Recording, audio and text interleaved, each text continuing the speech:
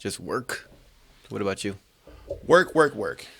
It's always been work. It's been actually an interesting day for me. It's kind of stressful, but life goes on, and I just kind of roll with the punches as usual.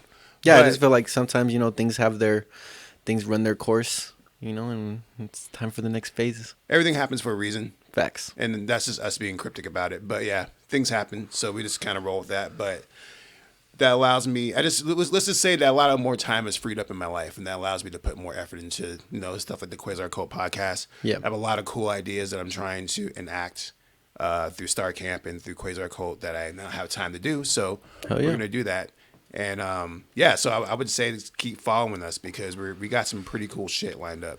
If you haven't followed us on Quasar Qult yet, please do. Facebook, I think we're like 4 or 5 followers away from the 200 mark or 500 mark. Sorry, tripping. We got plenty of cool stuff in mind for you guys around 500 followers, including maybe some free merch, some merch giveaways, maybe some. I don't know. I don't even know what the hell we're gonna do. I just know that we got a lot of cool stuff in mind. Yeah, I definitely feel like.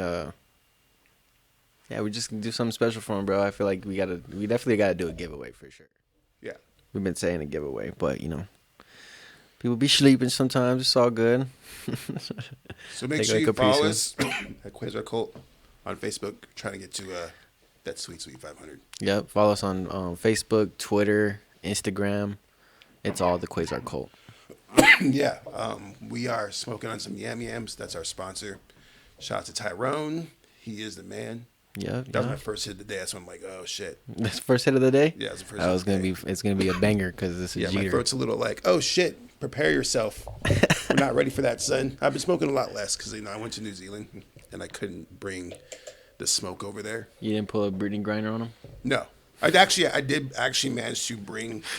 Wait! Don't incriminate yourself, bro. Well, it's too late now. There's no evidence now. I did manage to bring a single cart over there to New Zealand. Oh, okay. Because I didn't want to risk it, right? Like I thought, okay, with a single cart, I can ditch that real quick if need be, right? Yeah. And so the mindset was, I'll get one cart over there, and I'll just stretch that out as long as possible, and then whatever happens, happens.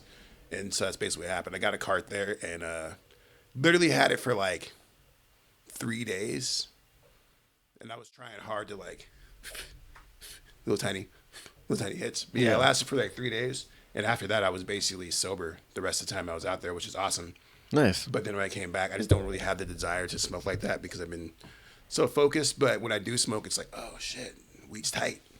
Weed's tight. Reminder. Weed is very tight, actually. Yeah, it's got me through a lot. So yeah, one of my best friends in the whole world. So shout out to them, Mary. Shout out to Steve's Visuals in the chat right now. Appreciate you viewing, bro. We appreciate you. Yeah, we do have a chat window. I'm not even sure how well this works because I don't even know if we're hooked up properly. Let's see.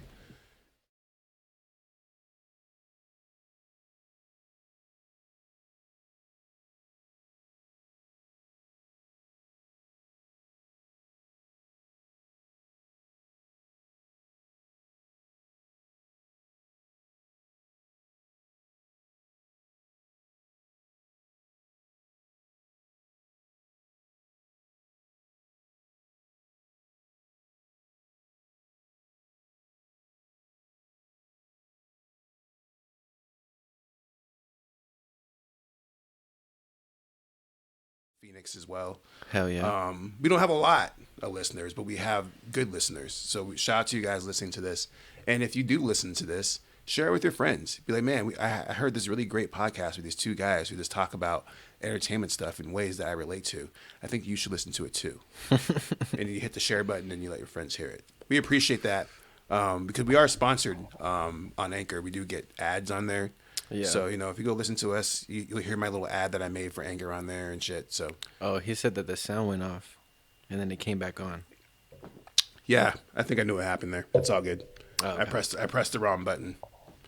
But we're fine. Okay. Anyways, let's go ahead and get into the show. So we have these topics most of these topics are actually posted on the Quasar Qult page. So if you go to quasarqult.com, there's a web address somewhere on the screen in the wide shot. Quasar Qult, that's with a Q, by the way. It's QUASARQULT. It was funny because I was telling my son the other day about Quasar Qult.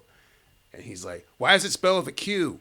And I'm like, because I believe in alliteration and coolness. Like, I don't have to spell it right. Spell it cool. If I could spell cool with a Q, I would. That's funny. You know what I'm saying? He was tripping. But my son's kind of a jerk like that. Anyways.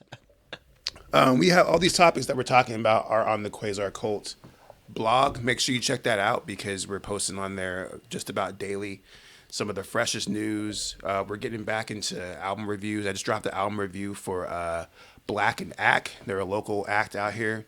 I did a full went in on the album, just like give them my whole thoughts. Hit us up because that's something that we're trying to do now is branch out into press releases, biographies, album reviews, really trying to help you guys get your name out there and get that shit popping for y'all. You know what I'm saying? Facts. So hit us up and do all that. And speaking of the dope artists, which wasn't something I didn't even say. I'm working on my segues, all right? I'm trying to get it better. Tommy Will was out there popping. He's doing some crazy shit right now. Man's actually got his music on the next Fast and the Furious film, Fast X. And, you know, that's actually a really big deal. That's like super major. I can't really describe to you the levels of dopeness that is. No, for sure, because he already has so many other placements. I could literally just go to his page and he has them listed. Let me just go ahead and give my man his clout real quick. He has Fast X, Legion of Legends. He has a song in Bel Air. And then he has a song in the latest Blockbuster movie on Netflix. What's it called? Blockbuster? That show got canceled already, though. Yeah, the show got canceled, but I mean, you know what I'm saying? And then, yeah, he has a, Shaq and HBO trailer. So, you know, my man's is out here getting them placements, bro, doing his work. Shout out to my guy. Easily one of my favorite artists in Arizona. He's also from Tucson, which is like my home base. Yeah. So anybody who gets it popping from Tucson is always going to be a winner for me. He actually played the last Campfire. I was just about to say that. And he shut that shit down. He had shit cracking. Yeah. It was dope. He had people coming out here just to see him from Tucson. So. Yep. Yeah. And we're actually bringing out one of his brothers, one of my little brothers, Marley B, next couple weeks, 10 days from now, actually. Crazy. Over here at Star Camp Creative Labs. We're bringing out Marley B. We're bringing out Amani J. We got, who else we got coming up? Fucking Joe Lewis. We got Joseph Bills. I don't have the flyer up. Yeah, we have... who am I missing? Nutter Tut. Yes, Nutter Tut. Yeah, I think you got everybody. Oh, and Tik Hall. And Tik Hall, yes. Correct. Yes. It's actually a pretty star-studded lineup, and I did that for y'all for Super Bowl weekend because, y'all ain't going to go pay fucking $400 to go see Drake. I'm sorry. And Drake's not going to get you in.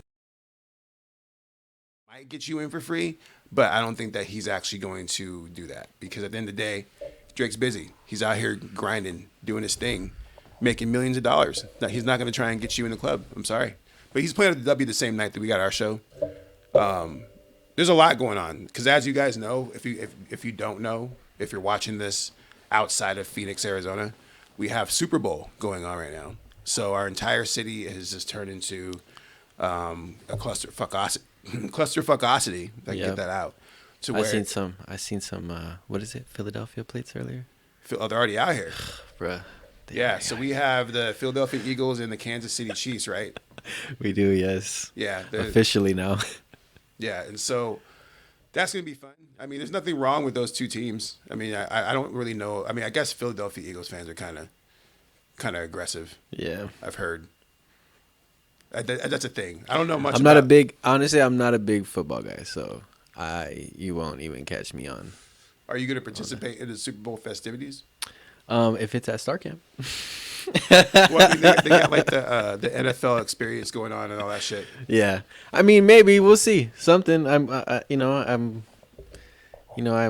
might pop out and do something, but I'm definitely gonna more than likely be here at Star Camp. So I'm planning on taking the son to the NFL experience just because I mean it's not a once in a lifetime thing. I'm sure the Super Bowl will be back here again. Yeah. But as a kid, I think the last time that it was out here, he was like 1 or 2 years old. And how much is it? How much is it for that?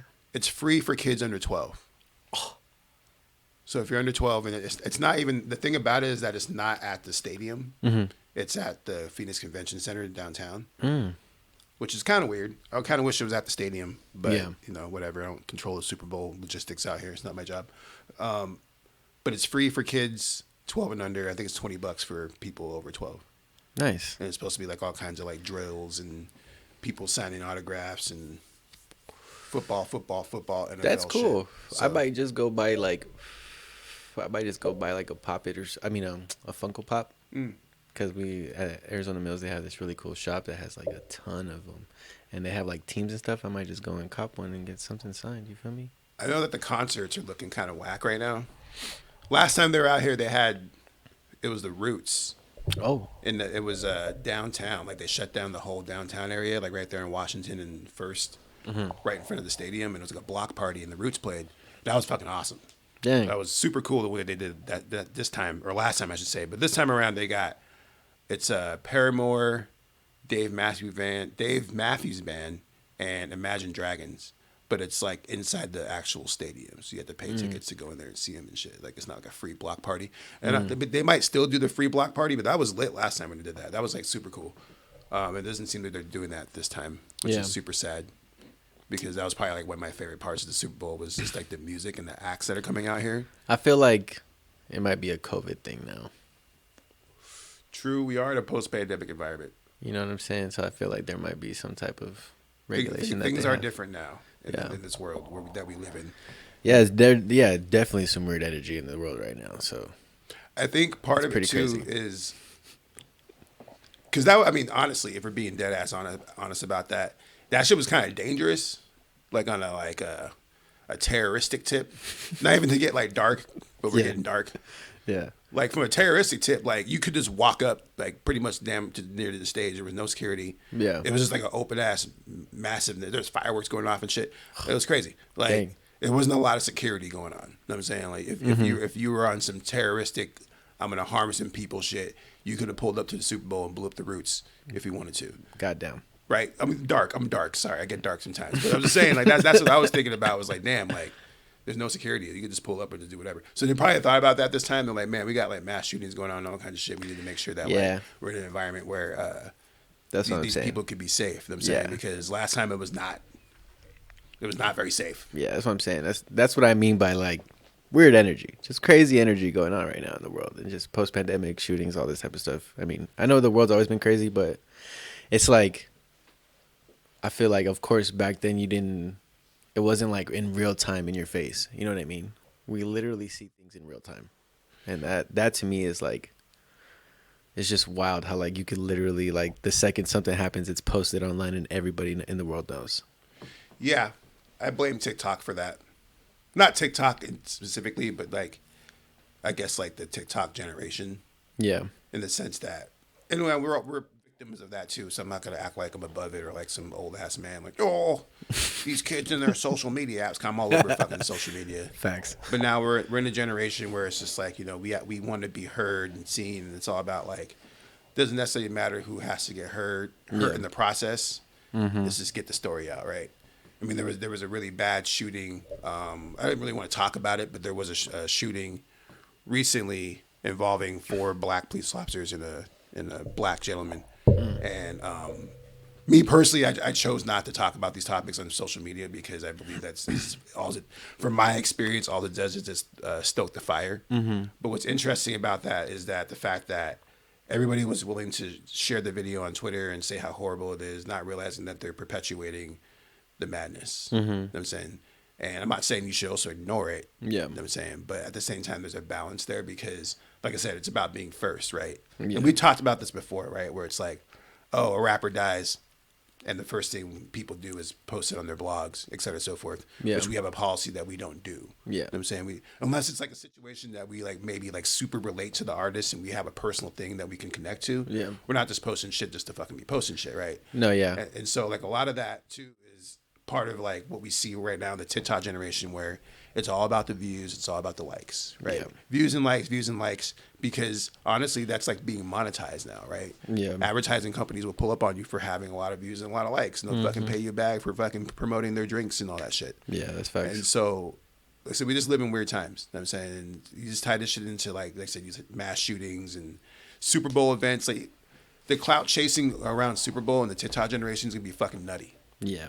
I haven't even thought about that till right now. There's gonna be so many like TikTok clout chasers just out in the streets, just like asking stupid fucking questions, like, Yeah. how much you make a year? Fucking, how'd you get that? You know what I'm saying? Like, it's gonna be like a lot of that because that's just the vibe, right? Like, Yeah, facts. free clout at the table. All the clout is here in this city right now. It's clout fucking.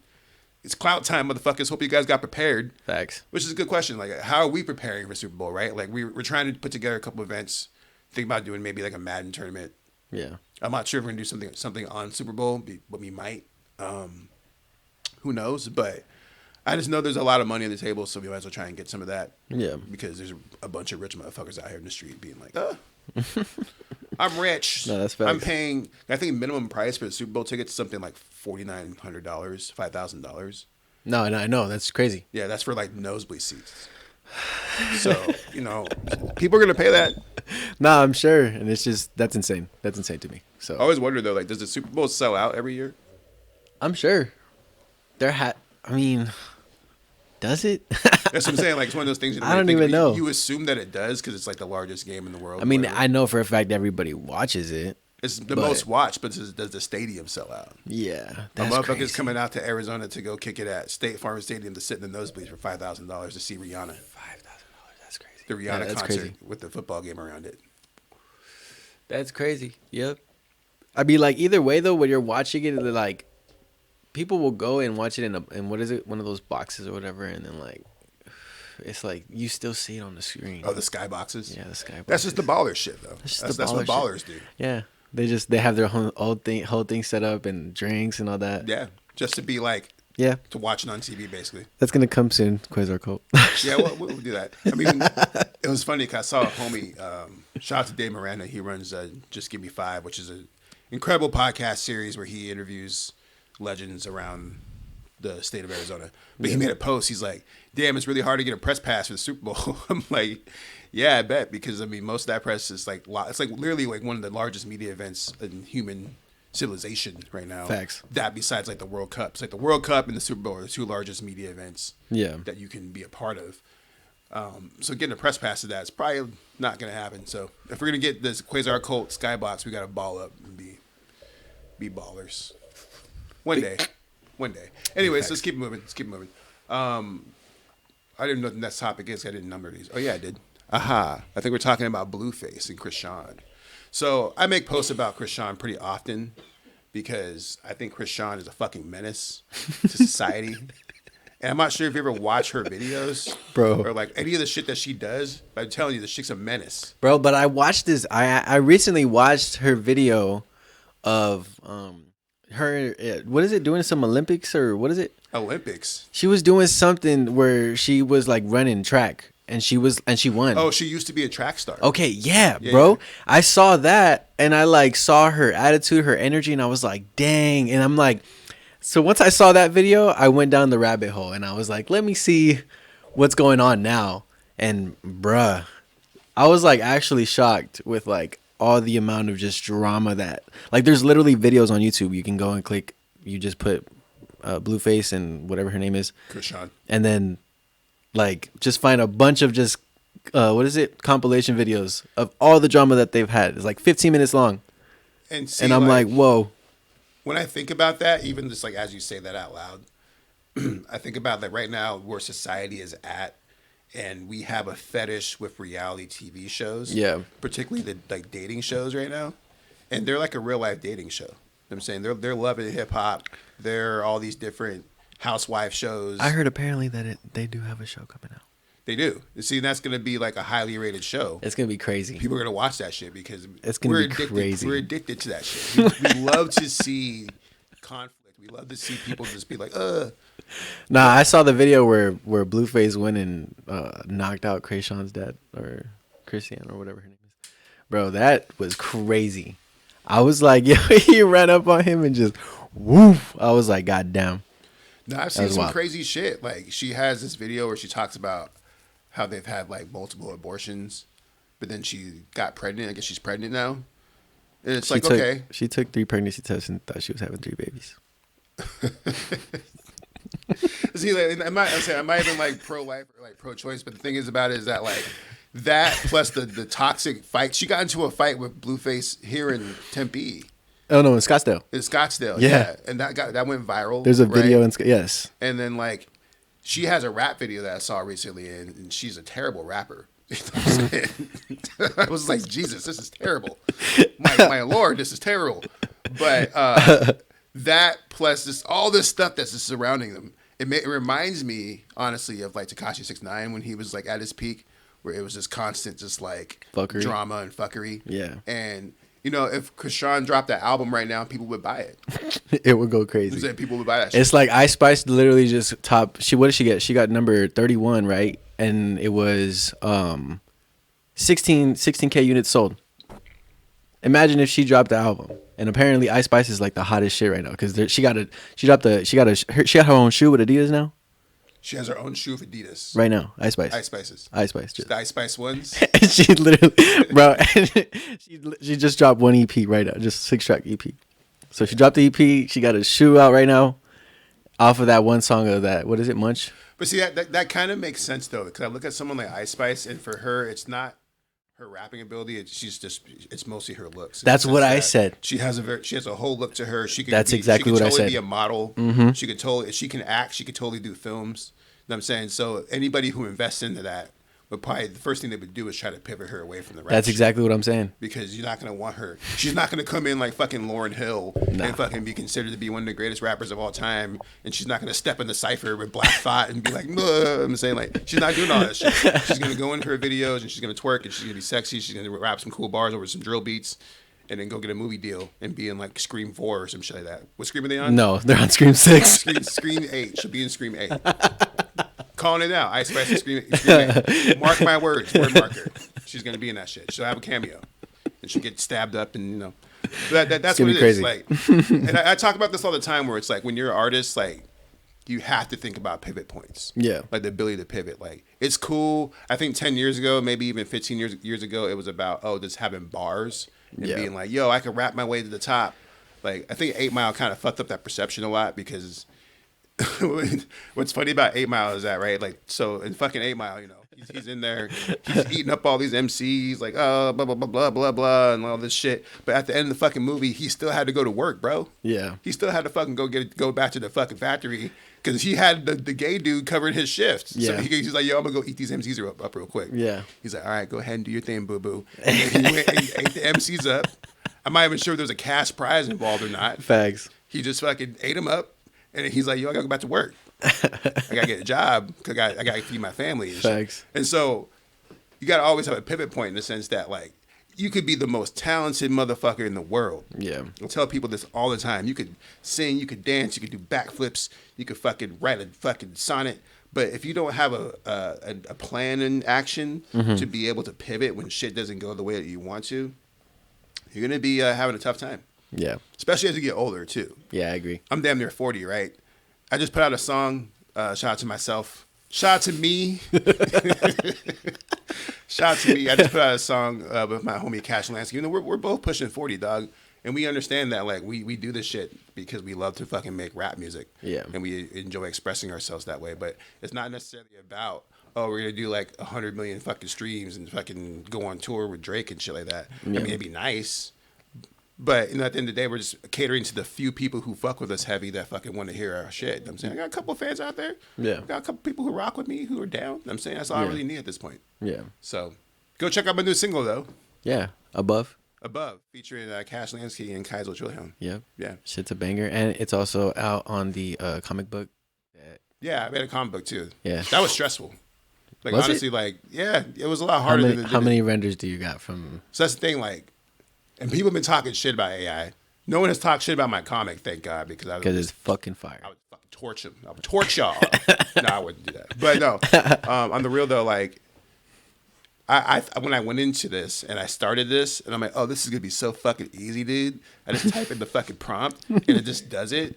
Bruh, let's fucking go. Let's go. And so I started doing it, but then you realize that you're dealing with an AI computer that's trying to like learn shit. Yeah. And so it ended up being like 3,000 renders for that first issue. Wow, that's crazy. I'm working on the second issue now, and I started getting back to it last night, and I forgot how hard of a process it is because, first of all, you have to be very descriptive too. Yeah.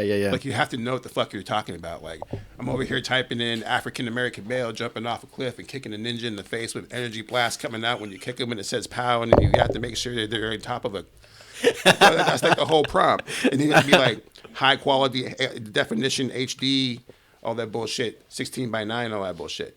And so doing all that is like, it's a lot, man. It took me a long time. I put like, a decent amount of hours into it. Yeah. Like surprisingly, like I was surprised as fuck. It's a full thing. And I mean, technically, when you think about it, though, how long would it have taken you to draw that, though? Oh, forever. It wouldn't have got done. That's what I'm saying. I can't draw, so no, it just wouldn't have happened. If I had to pay somebody to do that, it would have cost me thousands of dollars. See, there's people out there who have certain abilities and certain creativity, and the AI might just unlock that shit. You unlock that shit, so that's why it's like. I mean, I be telling people because people are stressing the whole AI thing. They're like, oh, the robots are taking over, blah Facts. blah blah.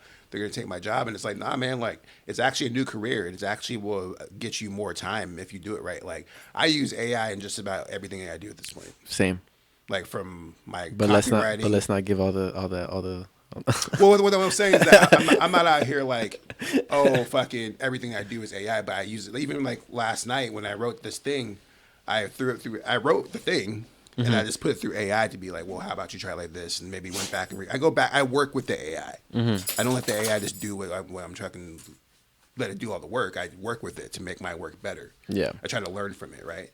And so a part of that too is the idea that Keyboard. a part of that too is the idea that these robots, they're gonna take over no matter what. Yeah. These robots are coming, son. Yeah. We got AI lawyers. We got motherfucking AI fucking computers and video and photo creators and all kinds of shit. Like, it's coming. Yeah. It's fucking coming, son. Yeah. No. So just be prepared for that shit because otherwise you're going to end up being this like, oh, well, dude, the robots took my job. They took our jobs. And I'm saying like, yeah, but you didn't prepare for that because they kind of told you that this shit was happening, right? Yeah. And so that was that. And so, yeah, I'm not going to rant about AI robots anymore because I can talk about that shit all day. I got plenty of thoughts on that shit. That's a whole different podcast. But speaking of which, I am bringing back the Morning Motivation podcast series here soon.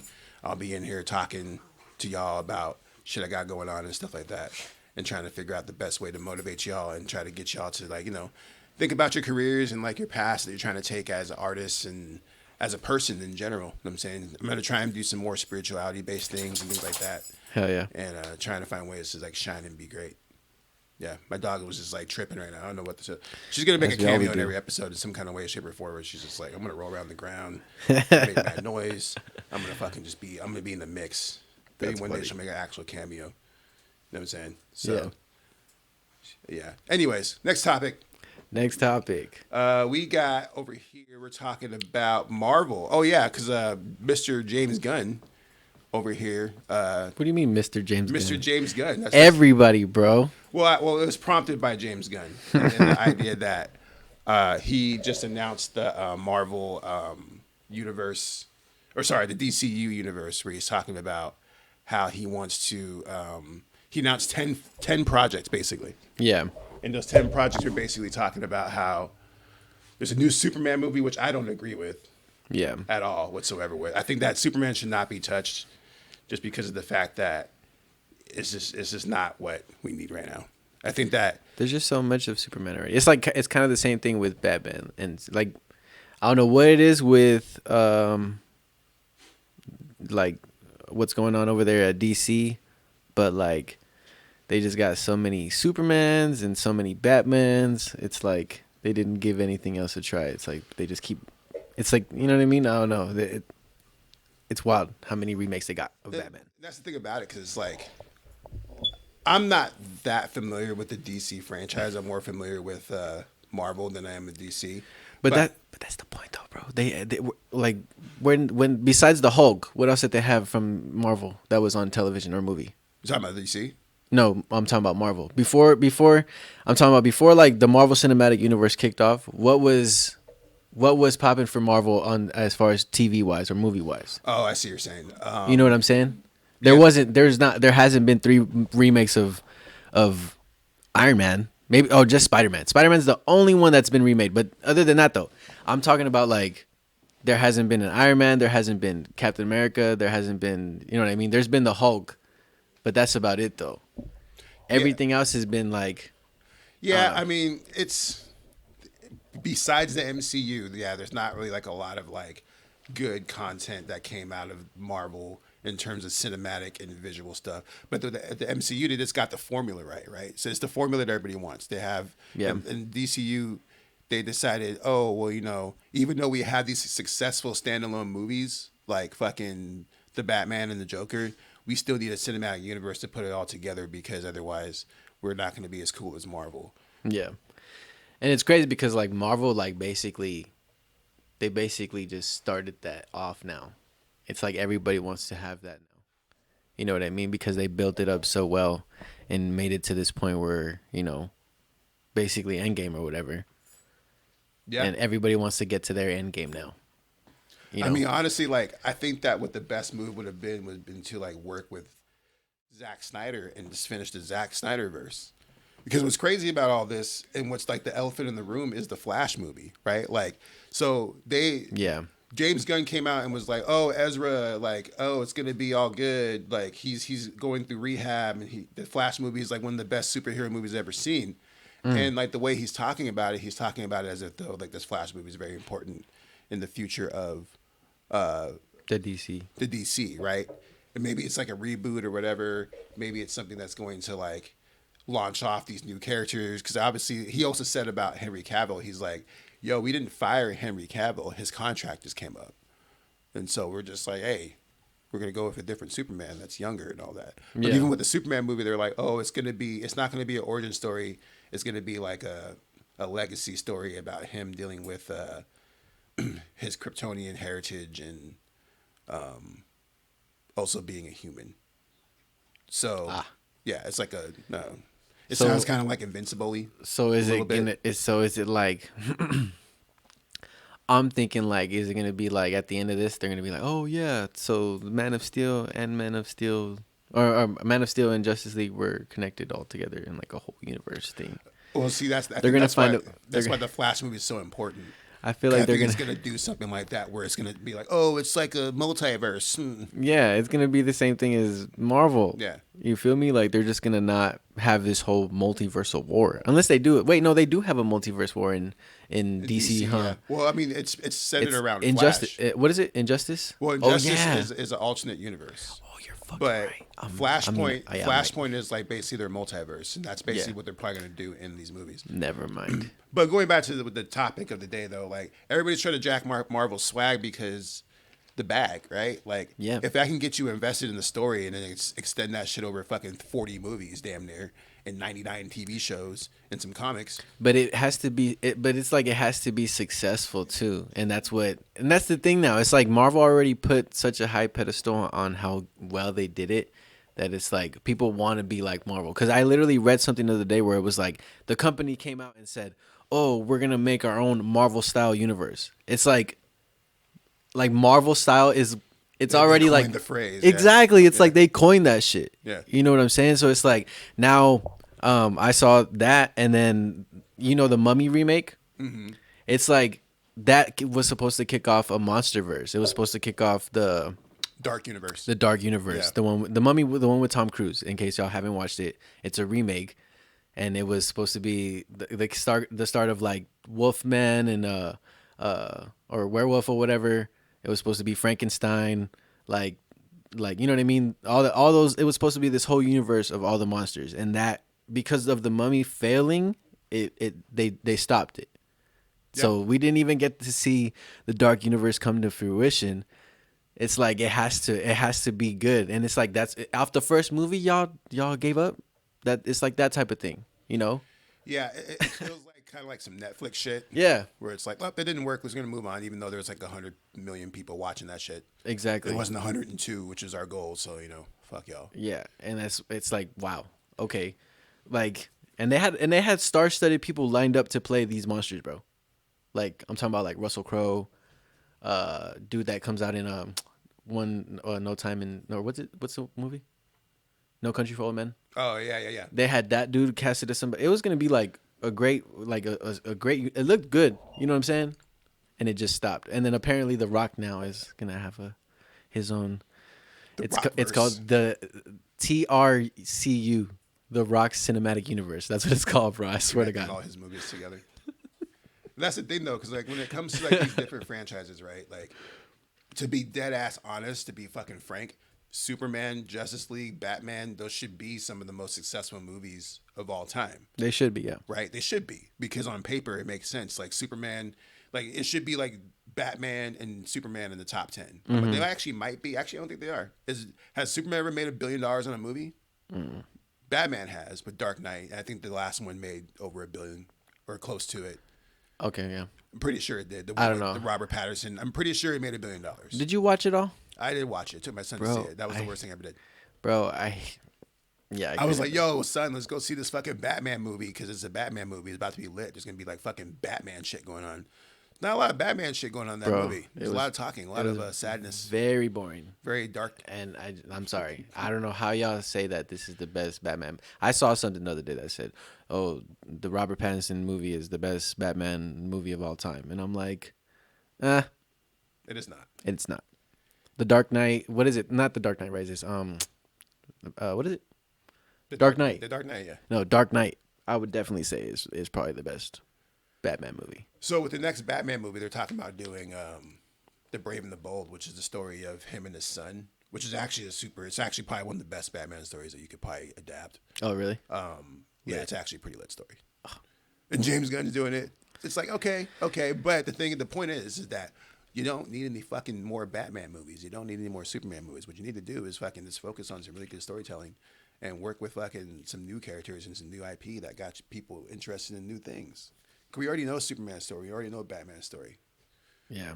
And like everybody wants to follow this formula of what the MCU is doing, where it's like, oh, we have to extend their stories out over 5 fucking movies, and you have to see what happens. There's going to be a villain, and the villain's going to come and ruin everything. But you can only find out about the villain if you stay for the after credit scene. You get a little teaser of the villain, and then he'll show up in this movie right here for a hot second. You got to watch it though. Guess what? Guess where we got that from? Marvel. Yeah, we're going to do that too. We're going to do that whole fucking thing. The That thing that whole you thing. love. We're going to do that again. Because everybody apparently wants to be just like Marvel.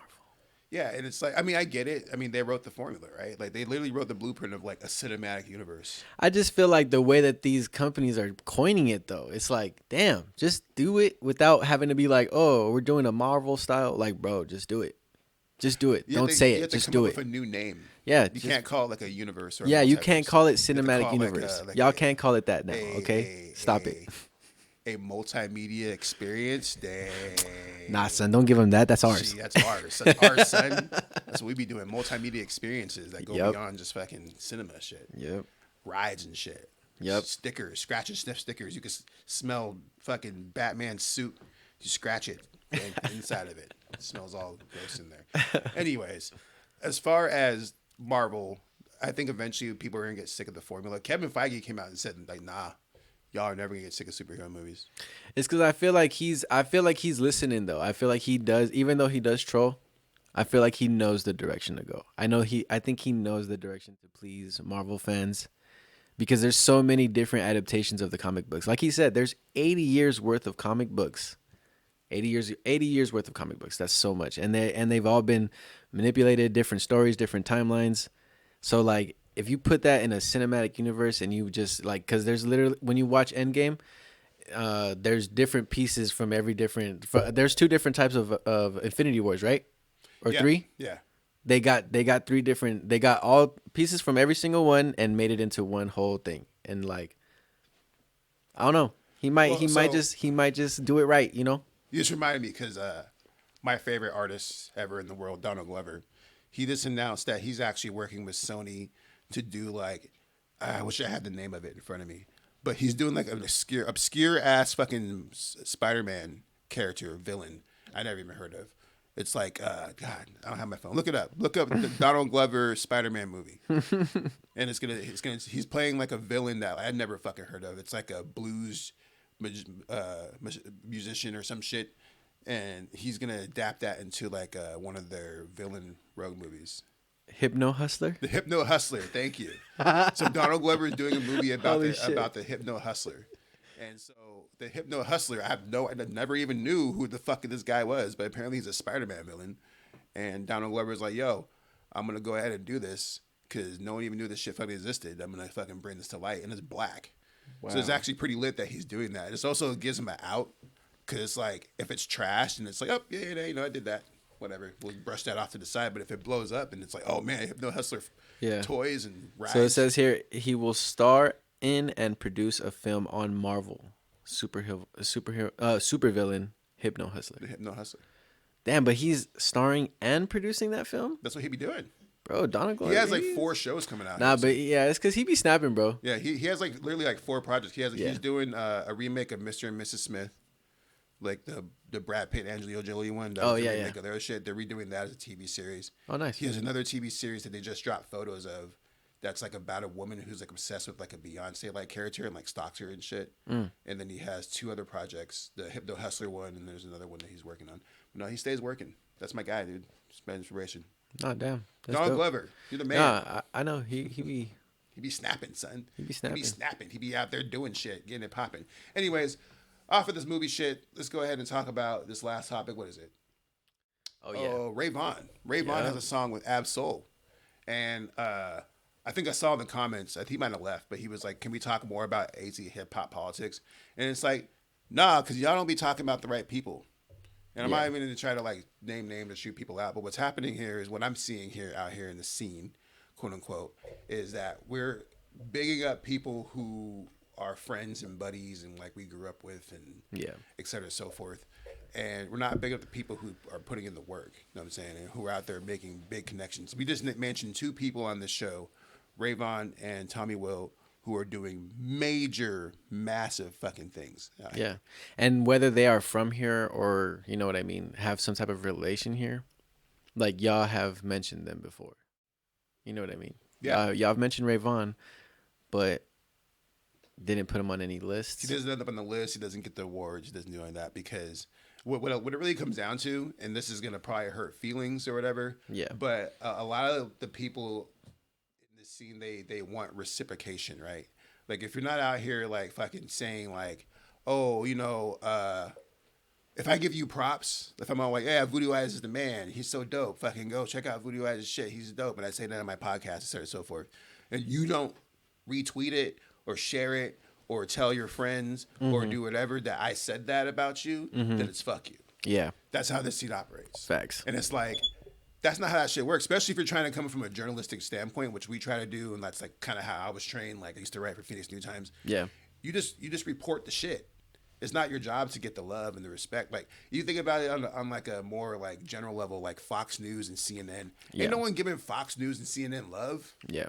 Ain't no one out here being like, man, Fox News, man, they fucking snapping, dog. Oh man, or like, oh CNN, they're out there, they're the number 1 fucking radio station or news channel in the fucking world. No one gives a shit about that. They just do. They have a job to do, right? Yeah. And they don't care about their ranking. I mean, they probably care for like an advertising perspective because of the bag, right? But like, unless you're running ads in your shit, like, what are you doing? You're just hoping for that free clout. And so when you're out here saying, oh, you know, shout out to so and so, he's so dope. And if so-and-so doesn't give you that love, then it's like, oh, fuck so-and-so. Or you just ignore them. It's actually not even fuck so-and-so. You just ignore them, right? Yeah. Because they didn't give you the love in the way that you wanted. You might put them on a list, and if you didn't share that list, then they're like, oh, well, I showed him love, and fucking he didn't show me love back. Yeah. And it's a really big problem out here. It really is, because a lot of it, too, like, going back to what I was saying about the TikTok bullshit, right? Clout. Yeah. And like, I could give a fuck if Ray Vaughn shares his shit or not. It'd be cool if he did, obviously. But we're not. That's not why we're fucking doing this. Like, we're not saying his name or sharing his music for the sake of him hopefully sharing that to his network. Because then maybe someone at TDE will see it. Maybe Absol will see it. Absol will be like, oh, that's cool. And then the clout train continues, right? We don't give a fuck. We're just here to report the things that we like and that we support. Yeah. And if you fuck with it, right? And if you do it right, it will work out in the way to where everybody gets that support, right? I feel like there's nothing. I feel like there's nothing wrong with support. I feel like a lot of people just like they don't have, like they have a top 10 people that they fuck with, and that's who they keep in rotation. Yeah, I mean, when I was writing for Phoenix News Times and I was doing the power list every year, it was funny because I would tell people, it was like, most of these motherfuckers I don't know. Like, Yeah. either I've met them once in passing, or like we shook hands at a show, Yeah. et cetera, and so forth. But most of these people I don't fucking know. No, and most of the people that I'm posting about that are new followers to the Quasar Cult, I don't know them. Right. I And don't fucking nor should we, right? Because like. it's like Yeah. remaining neutral and keeping that like air of distance from these artists is kind of important, because you don't want to end up being a yes man or drinking the juice or being accused of like favoritism, the same way that we're basically accusing people of doing favoritism right now. Yeah. In the sense that, but it's more clear there because like you probably could name my favorite artists, you know what I'm saying, in Arizona. I talk about them all the time, like Marley B, Dropout Kings, Tommy Will, Mega Ran. There's several others who I can list off right now. And these are artists that some of them I know personally, some of them I know very well, but some of them I don't know at all. Right? Yeah. I just fuck with them. Yeah. And the reason why I fuck with them is because, one, they're visible and they're out there doing shit on a level that's beyond just my Facebook timeline.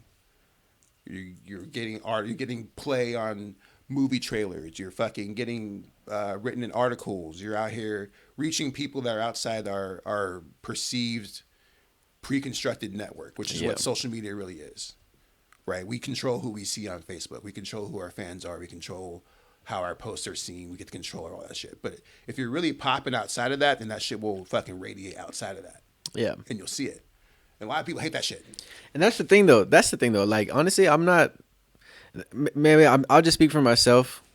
But at this point, like, I don't ever put anything out to be like, oh, this is what AZ needs, or this is like, nah. Like, I put this shit out because I want the world to hear it. I'm not trying to please this one little state.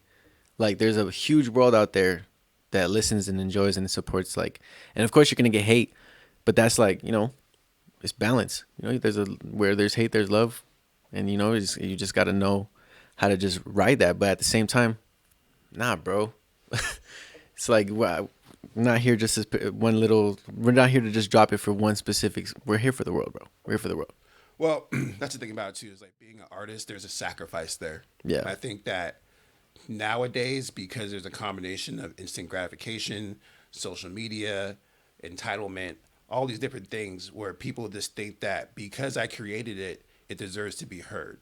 Yeah. But the thing about it is that I like to oftentimes compare rappers to painters, for the other reason than that it sounds cool in my head. But if you go look at the Renaissance era and like a lot of these painters who are out there trying to create art, a lot of these painters were never even appreciated or heard of until after they died. Yeah. When their art was discovered by some dude, archaeologist or whatever, like 100 years later. Yeah. And they're long gone. Their families are gone. Like, there's nothing left of them. But we're over here looking at the art like, man, it's just hard.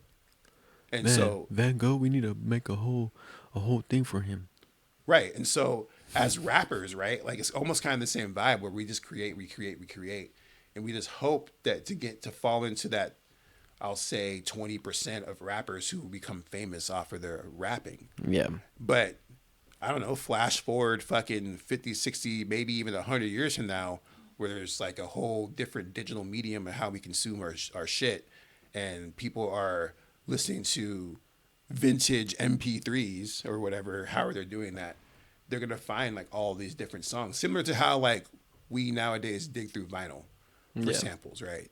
We dig through vinyl and we find like the most obscure, rare fucking song possible so we can sample it and use it in our shit. Flash forward 100 years from now, it's going to be the same vibe. Damn, imagine us dropping a song and then it comes like 30 years later, somebody remakes our song and then it pops up and then all of a sudden it just like how people will remake a song and then they go back and look for the original. Yeah. And then it blows up off of that.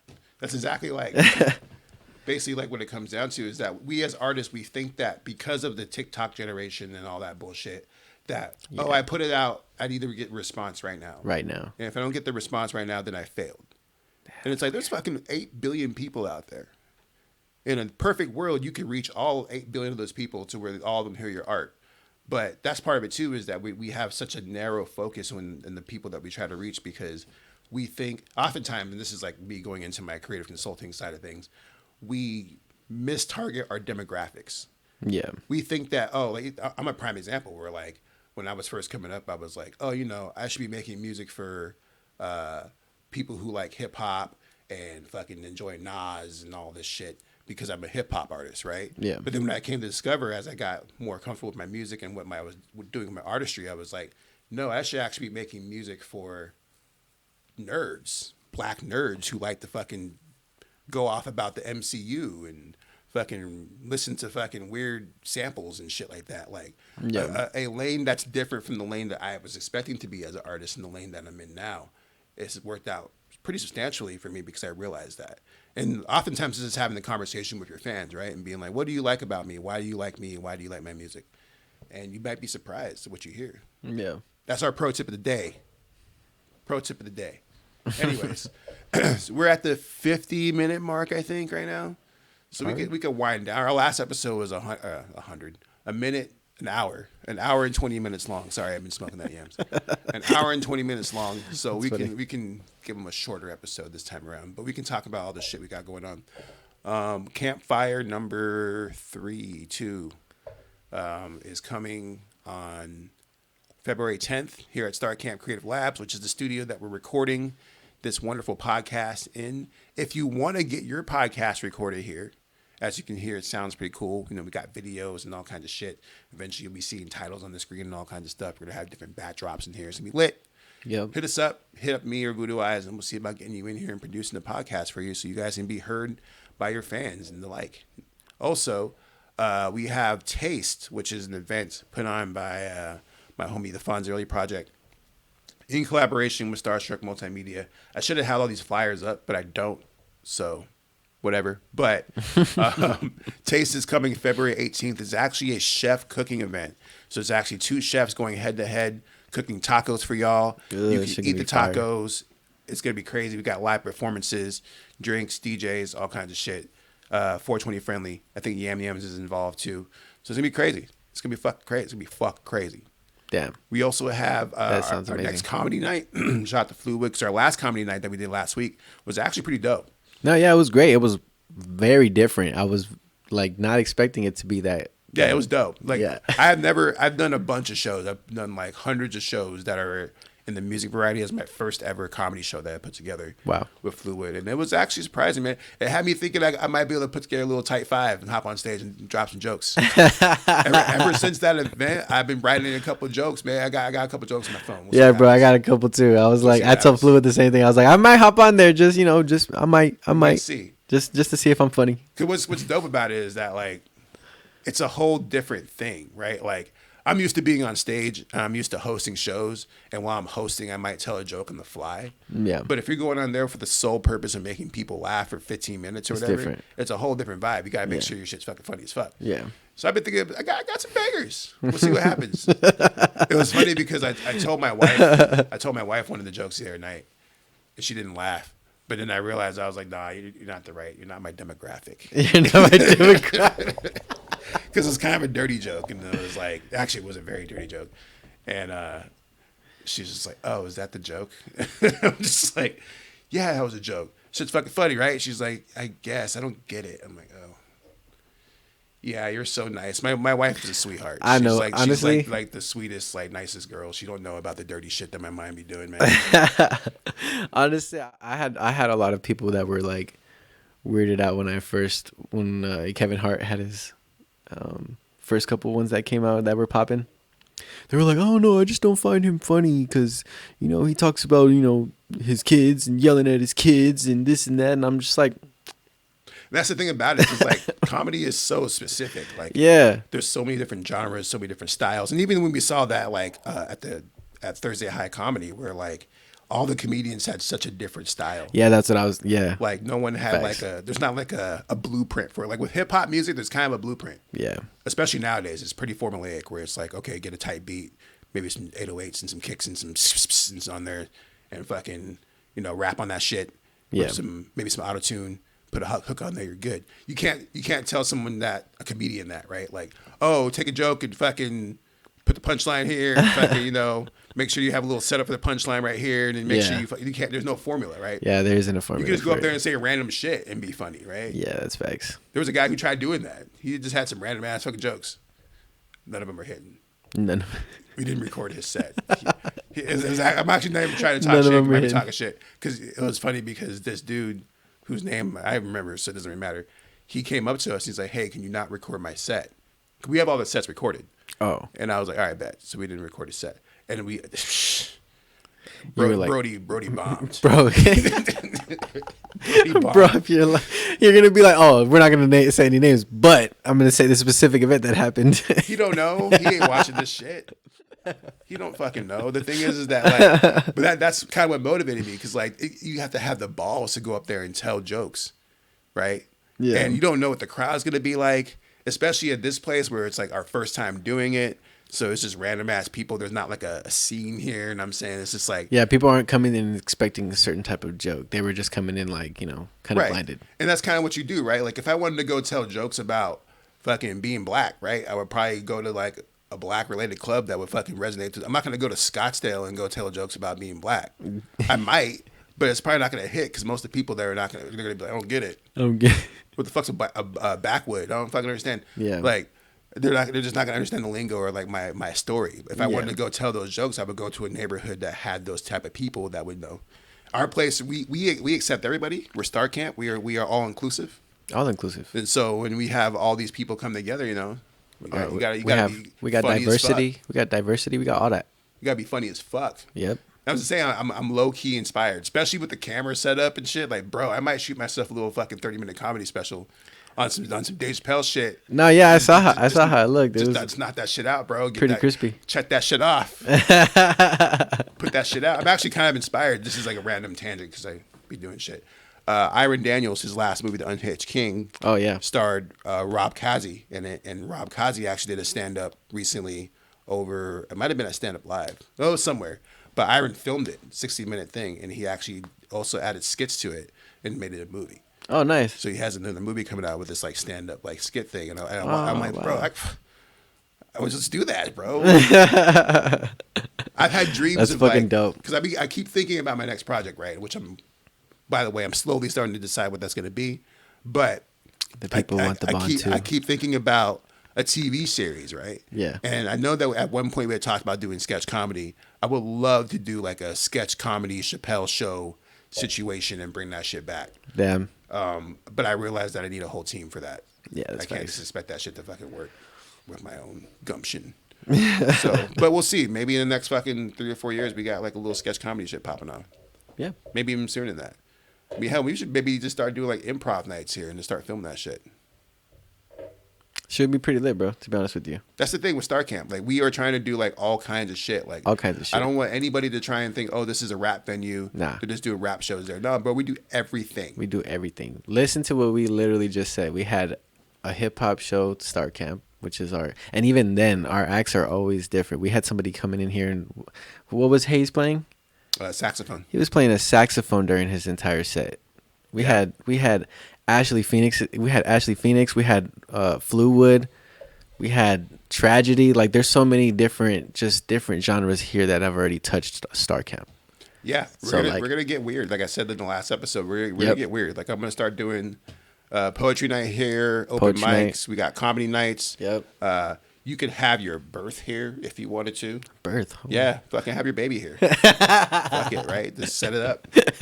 We'll film that shit for you.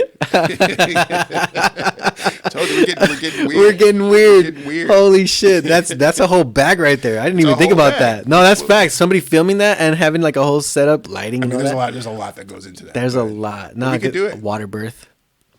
Yeah, we have to get a tub in here. That'd be crazy. We'll do it. Yeah. Fuck.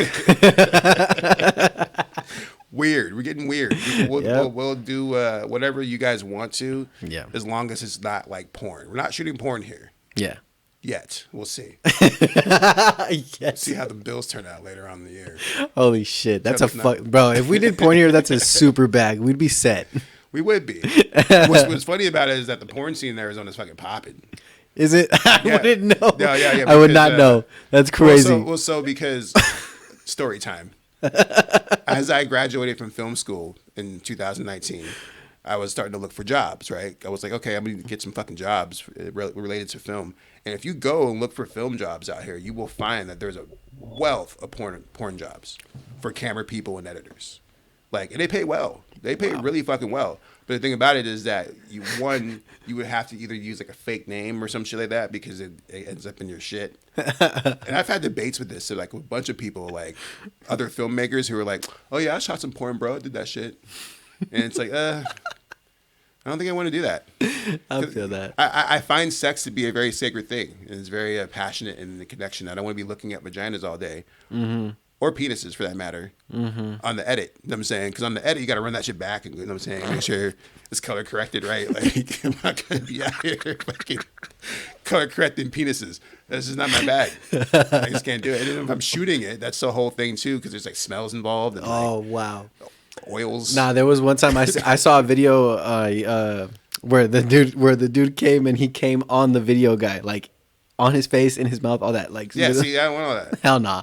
Hell nah. That's not what I'm going to do.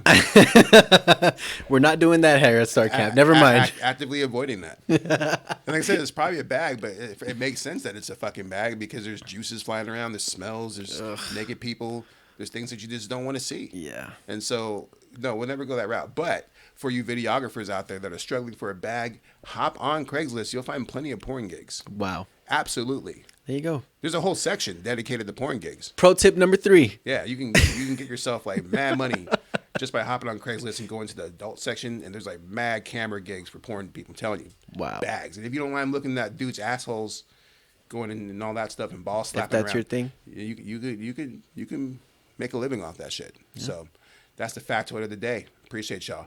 Anyways, Star Camp Creative Labs is where this is being filmed at. Make sure you check out the website at www.starcampcreativlabs.com. We got photos up there and shit. You can check out our upcoming shows. Shout out to Yam Yams who provide the wonderful smoke and party favors for our podcast. Shout out to Lumi for making her random noises because we need those just to keep us active and just fucking fresh. And, shout out to you guys for watching and listening to the Quasar Qult podcast. Make sure you follow us at quasarqult.com. And, yeah. I think that's it. You got anything else to say? You got any shout outs or fucking woohoos to give or fucking? No, just follow us, bro. We're just out here. Send us your music. We want to post more stuff. Let's get active.